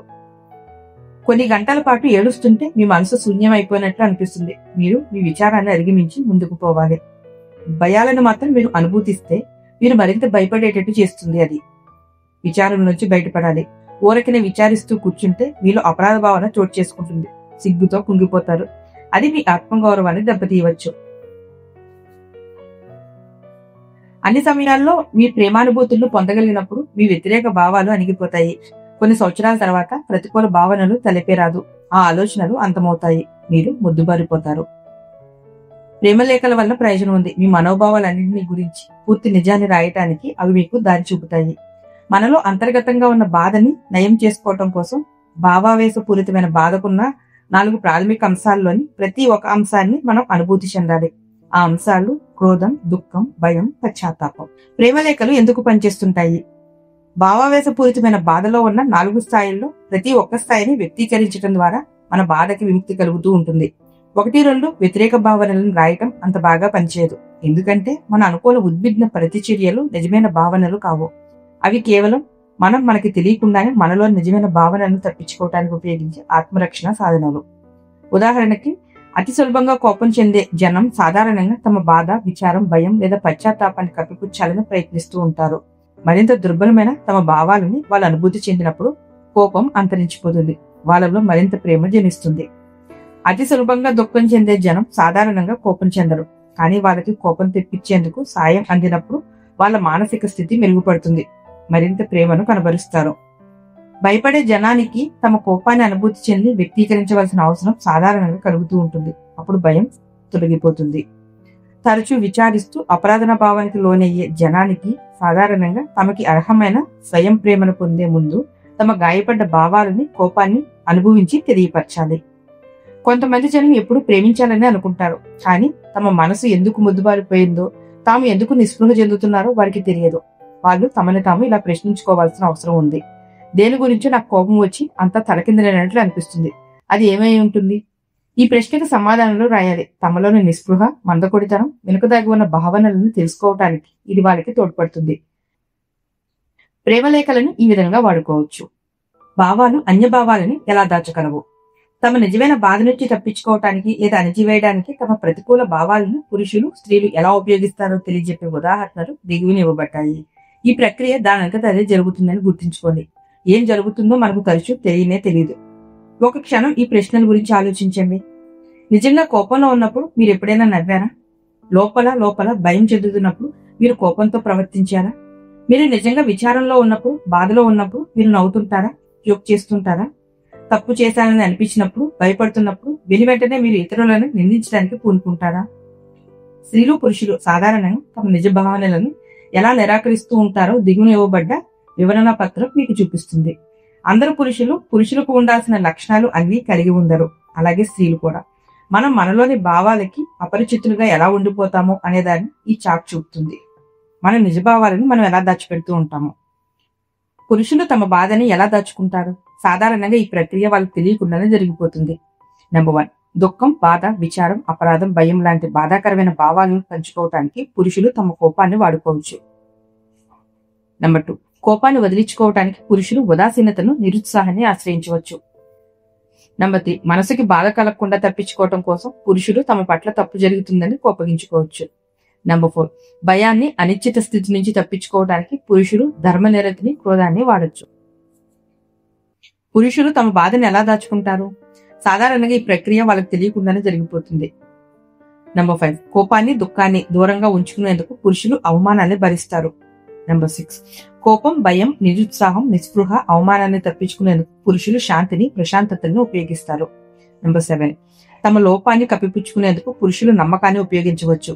నెంబర్ 8, భయపడకుండా ఉండటం కోసం పురుషులు దాడికి దిగుతూ ఉంటారు. ఇక స్త్రీలు తమ బాధని ఎలా దాచుకుంటారు? సాధారణంగా ఈ ప్రక్రియ వాళ్ళకి తెలియకుండానే జరిగిపోతూ ఉంటుంది. 1, స్త్రీలు తమలోని కోపం, అపరాధం, భయం, నిరుత్సాహం లాంటి భావాలని విడిచిపెట్టేందుకు శ్రద్ధ, అభిమానం, కలతని చూపించవచ్చు. నెంబర్ 2, కోపం, చికాకు, నిస్పృహలను వదిలించుకోవటంలో స్త్రీలు అయోమయానికి గురి కావచ్చు. నెంబర్ 3, తత్తరపాటు, కోపం, విచారం, పశ్చాత్తాపం. వీటిని తప్పించుకోవడానికి స్త్రీలు తమ మనసు బాగాలేదని భావించవచ్చు. నెంబర్ 4, స్త్రీలు భయాన్ని, అనిశ్చితిని, కోపం, బాధ, విచారాన్ని దూరంగా ఉంచేందుకు వాడొచ్చు. స్త్రీలు తమ బాధని ఎలా దాచుకుంటారు? నెంబర్ 5, కోపాన్ని, భయాన్ని అనుభవించకుండా ఉండేందుకు స్త్రీలు దుఃఖాన్ని వాడొచ్చు. నెంబర్ 6, స్త్రీలు కోపం, విచారం, దుఃఖం, భేదాలని వదిలించుకునేందుకు ఆశని ఆశ్రయిస్తారు. నెంబర్ 7, స్త్రీలు విచారాన్ని, నిరుత్సాహాన్ని తప్పించుకునేందుకు సంతోషాన్ని, కృతజ్ఞతని వాడతారు. నెంబర్ 8, స్త్రీలు ప్రేమను, క్షమాగుణాన్ని, బాధ నుంచి, కోపం నుంచి తప్పించుకోవటానికి వాడుతుంటారు. ప్రతికూల భావాలని బాగు చేసుకోవటం. మీ వ్యతిరేక భావాలను విని అర్థం చేసుకుని మిమ్మల్ని సమర్థించినప్పుడు ఇతరుల వ్యతిరేక భావాలను అర్థం చేసుకుని ఆమోదించడం మీకు కష్టం అనిపిస్తుంది.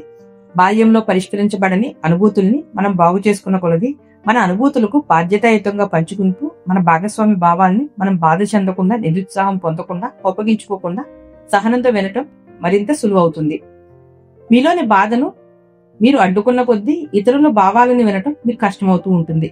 ఇతరులు పసి మనసుతో తమ భావాలను చెబుతున్నప్పుడు మీరు అసహనాన్ని కనబరుస్తుంటే మిమ్మల్ని మీరు ఎలా వాడుకోబోతున్నారనే దానికి అది సూచిక. మనకి మళ్ళీ శిక్షణ ఇవ్వటం కోసం మనం మళ్ళీ తల్లిదండ్రుల పాత్ర ధరించాలి. మనలో ఒక ఉద్వేగి దాగి ఉన్నాడని గుర్తించాలి. మనలోని హేతువాది మనం భయపడాల్సిన అవసరం లేదని అంటున్నా అతను కలత చెందుతూ ఉంటాడు. మనలోని ఆవేశపూరితమైన భాగాన్ని మనం విడదీయాలి. దానికి ప్రేమించే తల్లిదండ్రులు కావాలి. మనం మనల్ని ఏం జరిగింది, మీరు బాధపడుతున్నారా, మీకు ఏమనిపిస్తుంది, మిమ్మల్ని నిరాశలో నెట్టేతంటగా ఏం జరిగింది, దేని గురించి కోపంగా ఉన్నారు, మీకు ఏది విచారాన్ని కలిగిస్తుంది, మీరు దేనికి భయపడుతున్నారు, మీకేం కావాలి అని ప్రశ్నించుకోవాలి. మన భావాలని కరుణతో విన్నప్పుడు మనలోని ప్రతికూల భావాలు విచిత్రంగా బాగుపడతాయి. మనం పరిస్థితులకి మరింత ప్రేమతో, గౌరవప్రదంగా స్పందించగలం. మన పసితనపు భావాలని అర్థం చేసుకోవటం ద్వారా మనం అనుకోకుండా మన మాటల్ని ప్రేమానుభూతులతో నింపటానికి తలుపులు తెరుస్తాం. మనం పిల్లలుగా ఉన్నప్పుడు మనలో అంతర్గతంగా ఉన్న భావాలను తరచుగా విని ప్రేమతో సమర్థించబడ్డప్పుడు మనం పెద్దయ్యాక ప్రతికూల భావాలు ఊబిలో కూడుకుపోయే ప్రమాదం సంభవించదు. అయితే మనలో చాలా మందికి బాల్యంలో ఈ రకమైన సమర్థన లభించదు. అందుకే మనమే అలా చేసుకోవాలి. మీ గతం ఈనాడు మిమ్మల్ని ఎలా ప్రభావితం చేస్తుంది? నిశ్చయంగా వ్యతిరేక భావాలు చుట్టుముట్టిన అనుభవం మీకు కలిగే ఉంటుంది. బాల్యంలో కొన్ని అనుభూతుల నుంచి మనం తప్పించుకోలేకపోయాం. అవి ఈనాడు మనపై ప్రభావాన్ని చూపుతున్నాయి. వాటి ఒత్తిడి సాధారణంగా ఈ దిగువనిచ్చిన రీతుల్లో ఎదురవుతూ ఉంటుంది. మనకి ఏదైనా నిరాశ కలిగించినప్పుడు, మనకి వయసు వచ్చినప్పటికీ మనం శాంతంగా ప్రేమ చూపించాలని మన మనస్సు ఘోషిస్తున్నప్పటికీ మనం విసుగ్గా, కోపంతో రగిలిపోతూనే ఉంటాం. మనకి ఏదైనా నిరుత్సాహాన్ని కలిగించినప్పుడు మనం పెద్దవారమే ఉండి కూడా మన మనస్సు మనల్ని ఉత్సాహంగా, సంతోషంగా, ఆశతో ఉండమన్నప్పుడు కూడా మనం బాధపడుతూ, విచారిస్తూ ఉంటాం. మనల్ని ఏదైనా తలకిందులుగా చేసినప్పుడు మనం బాల్యావస్థ దాటినప్పటికీ ధైర్యంగా, నమ్మకంతో, కృతజ్ఞత కలిగి ఉండాలని మన అంతరాత్మ చెబుతున్నప్పటికీ మనం భయపడుతూ, విచారిస్తూ ఉంటాం. మనల్ని ఏదో కలవర పెట్టినప్పుడు మన లోపలి గొంతు మనకి ధైర్యం చెబుతున్నప్పటికీ విచారిస్తూ, సిగ్గుపడుతూ ఉంటాం. వ్యసనాల ద్వారా మీ భావాలని అణిచివేయటం. వయోజనులుగా మనం వ్యతిరేక భావాలని అదుపులో ఉంచడానికి, వాటిని చేరనీయకుండా ఉండటానికి ప్రయత్నిస్తూ ఉంటాం. బాధాకరమైన అనుభూతుల్ని, అసంపూర్తిగా ఉండిపోయిన కోరికల్ని అణిచివేయడానికి మనం వ్యసనాలు వాడవచ్చు. ఒక గ్లాసు మద్యం తీసుకున్నాక కాసేపు బాధ మర్చిపోతాం, కానీ అది మళ్ళీ వెనక్కి వస్తూనే ఉంటుంది. ఆశించిన దానికి భిన్నంగా మన వ్యతిరేక భావాలను వదిలించుకోవటానికి ఏ చర్య తీసుకుంటామో అదే చర్య వాటికి మన జీవితాలను నియంత్రించే శక్తినిస్తుంది. మనలో అంతర్గతంగా ఉన్న ఆవేశాలను వినటం నేర్చుకుంటూ పెంచి పోషించినప్పుడు క్రమేపీ అవి తమ పట్టు కోల్పోతాయి. మీ మనసు బాగున్నప్పుడు మీరు ఆశించినంత బాగా ఇతరులతో మీ భావాలను పంచుకోలేరు. అటువంటి సమయాల్లో గతంలో మీరు వదిలించుకోవాలని అనుకున్న చెడు అనుభూతులు మళ్ళీ మిమ్మల్ని చుట్టుముడుతూ ఉంటాయి. అల్లరి చేయవద్దన ఒక పిల్లాడు మళ్ళీ పెంకి పని చేసినట్లు ఉంటుంది అది. మరి వాడిని ఒక గదిలో పెట్టి తలుపు గడియ పెట్టాలి కదా. బాల్యంలోని చెడు అనుభూతులు వయసొచ్చాక కూడా వెంటాడుతూ ఉంటాయి. మన భావాలని ప్రేమతో పంచుకోనివ్వవు. గతంలోని ఈ అతార్కిక అనుభూతులను మనం ప్రేమతో అర్థం చేసుకోనంత కాలం అవి మన ప్రేమ బాంధవ్యాలని అడ్డుకుంటూనే ఉంటాయి. మన క్లిష్టమైన భావాలని ఇతరులకు తెలియపరచడంలోని రహస్యం మన వ్యతిరేక భావాలని రాత్రిలో చూపించాలనే తెలివైన నిర్ణయంలో దాగుంది. అలా రాయటం ద్వారా మన సానుకూల భావాలను మనం గ్రహించగలుగుతాం. ప్రేమతో మన భాగస్వాములకు మన భావాలు ఎంతగా తెలియజేయగలిగితే అంతగా మన బాంధవ్యాలు మెరుగుపడతాయి. గాయపడ్డ మీ భావాలను మీరు ప్రేమగా పంచుకోగలిగినప్పుడు దానికి బదులుగా మీ భాగస్వామికి మీకు తన మద్దతు ఇవ్వటం మరింత సులభమవుతుంది. స్వయం సహాయం లేని రహస్యాలు. ఉత్తరాలు రాయటం ఒక అద్భుతమైన స్వయం సహాయక సాధనం. కానీ మీరు వెంటనే వాటిని రాయటం అలవాటు చేసుకోకపోతే మీరు దానిని ఎలా ఉపయోగించుకోవాలో మర్చిపోతారు. ఏదైనా మీకు చికాకు కలిగిస్తున్నప్పుడు కనీసం వారానికి ఒకసారి కూర్చుని ఒక ప్రేమలేఖ రాయమని మీకు సలహా ఇస్తాను. మీ భాగస్వామితో ఏవైనా పొరపచ్చాలు వచ్చినప్పుడు ప్రేమలేఖలు రాయటం ప్రయోజనకారిగా ఉంటుంది. విచారంగా, ఆతురతతో, నిరాశతో, కోపంగా, అలసటతో, విసుగ్గా ఉన్నప్పుడు లేదా ఒత్తిడితో ఉన్నప్పుడు ప్రేమలేఖలు రాయటం మీకు తోడ్పడుతూ ఉంటుంది. మనసు బాగోలేదని అనిపించినప్పుడల్లా ఒక ప్రేమలేఖ రాయండి. ప్రతిసారి అది మీ మానసిక స్థితిని మెరుగుపరచకపోవచ్చు, కానీ మీరు వెళ్ళదలుచుకున్న చోటికి మీరు కదిలేలా అది మార్గదర్శకత్వం చేస్తుంది. నా మొదటి పుస్తకం what you feel you can heal లో అనుభూతులను అర్థం చేసుకోవటానికి ఉన్న ప్రాముఖ్యత గురించి రాశాను. ప్రేమలేఖలు రాయటం గురించి మరింత వివరంగా చర్చించాను. వాటితో పాటు నా tape series healing the hurt love letter technique ని ఆధారం చేసుకుని కొన్ని అభ్యాసాలను, చికిత్సా విధానాలను రాశాను. ఆందోళన అధిగమించడానికి, క్షమాగుణాన్ని తెలుసుకునేందుకు, మీలో అంతర్గతంగా ఉన్న శిశువుని ప్రేమించేందుకు, గతంలో కలిగిన అనుభూతి గాయాలను మాంచడానికి అవి మీకు పనికి వస్తాయి. ఏకాంతానికి ఉన్న శక్తి. అప్పుడప్పుడు ఏకాంతంలో మీరు మీ భావాలని రాసుకుంటున్నప్పుడు మీ లోపల లోతుగా ఉన్న భావనల్ని తెలుసుకుంటారు. మీ పక్కన ఇంకొకరు ఉన్నప్పుడు అది సాధ్యం కాదు. పూర్తిగా ఏకాంతంగా ఉన్నప్పుడు మరింత లోతుగా అనుభూతి, భద్రత చెందే అవకాశం కలుగుతుంది. మీకు ఇంకొకరితో బాంధవ్యం ఉన్నప్పుడు, ఆ వ్యక్తితో దేని గురించి అయినా మీరు మాట్లాడదలిచినప్పుడు మీ భావాలను ఒంటరిగా ఉన్నప్పుడు రాయటం మంచిదని అంటాను. ఏకాంతంలో ప్రేమలేఖలు రాయటం ఒక ఆరోగ్యకరమైన సంప్రదాయం. ఎందుకంటే ఇంకొకరి మీద ఆధారపడకుండా మీకు మీరు సమర్పించుకోగల సమయాన్ని అందజేస్తుంది అది. ఈ ప్రేమలేఖల్ని విడిగా ఒక ఫైల్లో ఉంచుకోండి. ప్రేమలేఖల్ని రాయటం సులభం చేయటానికి ఈ అధ్యాయంలోని కొన్ని నమూనాలను ఇచ్చాను. అవసరం అనుకుంటే వాటికేసి మరొకసారి చూడండి. ప్రేమలేఖలు రాయటానికి అవసరమైన కొన్ని పదబంధాలు, మాటలతో పాటు ప్రేమలేఖల్లోని వివిధ దశలను కూడా వాటిలో ప్రస్తావించాను. మీకు సొంత కంప్యూటర్ కానీ ఉన్నట్లయితే లవ్ లెటర్ నమూనాన్ని టైప్ చేసి పెట్టుకోండి. ఎప్పుడు ఒక ప్రేమలేఖ రాయాలని అనిపించినా ఆ ఫైల్ తెరవవచ్చు. మీ పని పూర్తయ్యాక దాన్ని ఆ తేదీన సేవ్ చేసి పెట్టుకోండి. ఇంకొకరితో దాన్ని పంచుకోవాలనుకున్నప్పుడు ఒక కాపీ ప్రింట్ చేసుకోవచ్చు. ఉత్తరాలు రాయటమే కాకుండా మీ ఉత్తరాలన్నిటికీ ఒక వ్యక్తిగత ఫైల్ ని మీరు ఉంచుకోవాలని సలహా ఇస్తాను. ఈ ఉత్తరాలు అప్పుడప్పుడు మళ్ళీ మళ్ళీ చదువుకోండి. మీ మనసు బాగున్నప్పుడే చదవండి. ఎందుకంటే మీ భావాలను మరింత నిష్పక్షపాతంగా అప్పుడే సమీక్షించుకోగలరు. అంతేకాదు, ప్రేమలేఖ రాశాక కూడా మీ మనసు ఇంకా కలత చెందుతుంటే ఆ ఉత్తరం మళ్ళీ చదవటం ద్వారా మీ మనసు బాగు చేయవచ్చు. ప్రేమలేఖలు రాయటానికి, వ్యక్తిగతంగా తమ భావాలను వెలుగుస్తూ సమస్యలకి సమాధానాలు వెతుక్కోవటానికి జనానికి సాయపడేందుకు ప్రైవేట్ సెషన్ అనే ఒక ప్రోగ్రామ్ ని నేను రూపకల్పన చేశాను.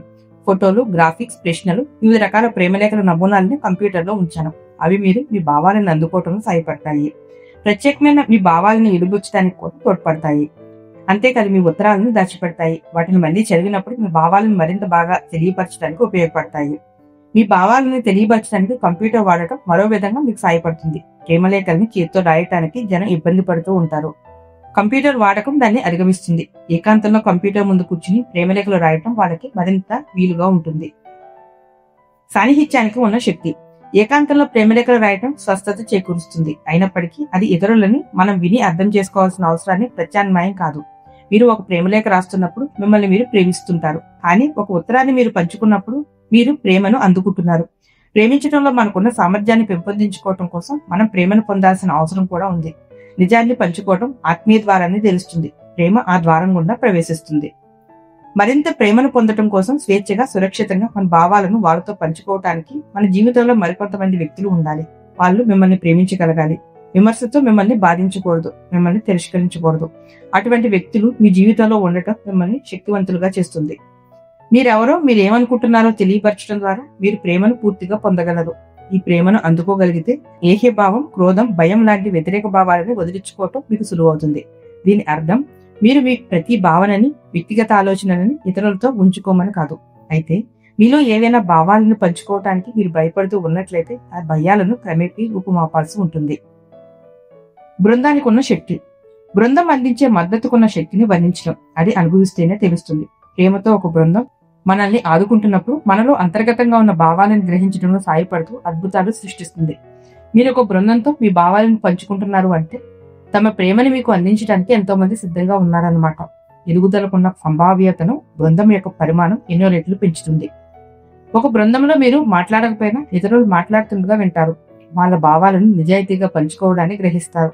దాని ఫలితంగా మీ అవగాహన, అంతర్దృష్టి పెరుగుతాయి. కొన్ని చోట్ల నేను గ్రూప్ సెమినార్లకి నాయకత్వం వహించినప్పుడు నేను మళ్ళీ నాలో అంతర్గతంగా ఉన్న భావాలను అర్థం చేసుకుంటూ ఉంటాను.